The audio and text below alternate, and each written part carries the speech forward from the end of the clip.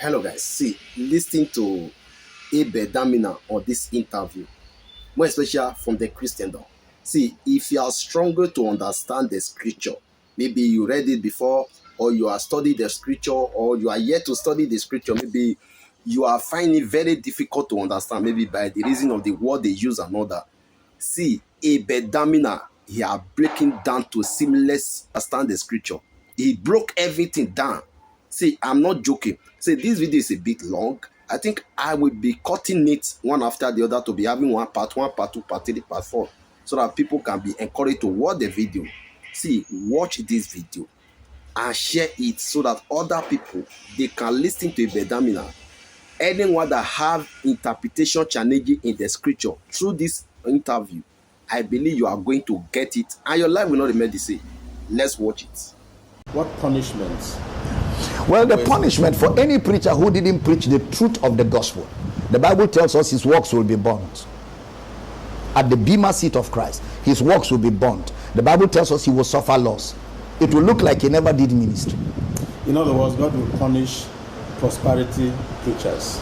Well, the punishment for prosperity preachers is that they defrauded and misrepresented the character of God.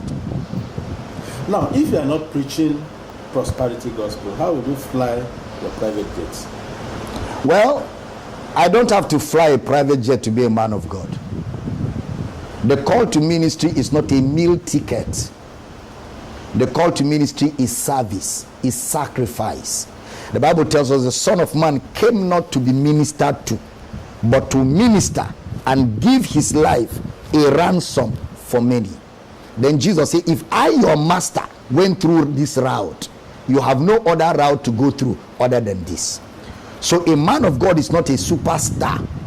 A man of God is a servant who is called to serve the people of God, the grace of God. So you don't have to have a private jet. And even though I have nothing against private jets, but that doesn't define ministry. The definition of ministry is the word and prayer. You know, I keep telling preachers, if prosperity was all that it is to the gospel, then God is partial. Because there are fishermen across the river who cannot afford anything like prosperity. They are just struggling to get fishes. And a pastor has to be sent there to pastor those poor people. And he has to live among them and be with them for life. And that pastor, because of the people around him and the community where he is, there's no way he can ever buy a jet. To even get a car could be a problem. And he will have to stay there and manage among those people to pastor them.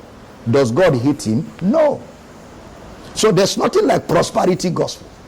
The gospel is the message of Christ's death, burial, and resurrection. And sometimes in preaching it, we lose everything.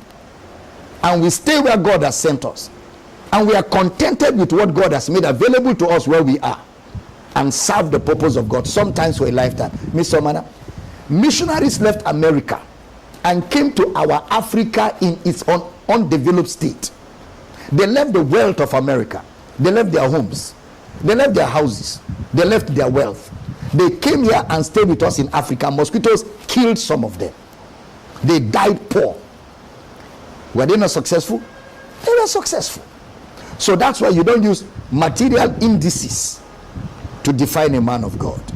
You use service, you use the message of Christ to define a man of God. Yeah, but if you have a private jet, you are able to move to wherever you want to go in a jiffy.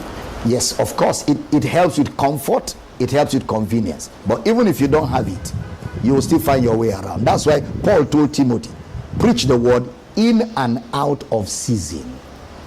In and out of season means there are times you will not have any form of convenience. In fact, Brother Paul says, me, myself, Paul, I've been in shipwreck often. I've fasted often. It's not fasting and prayer, fasting for lack of food.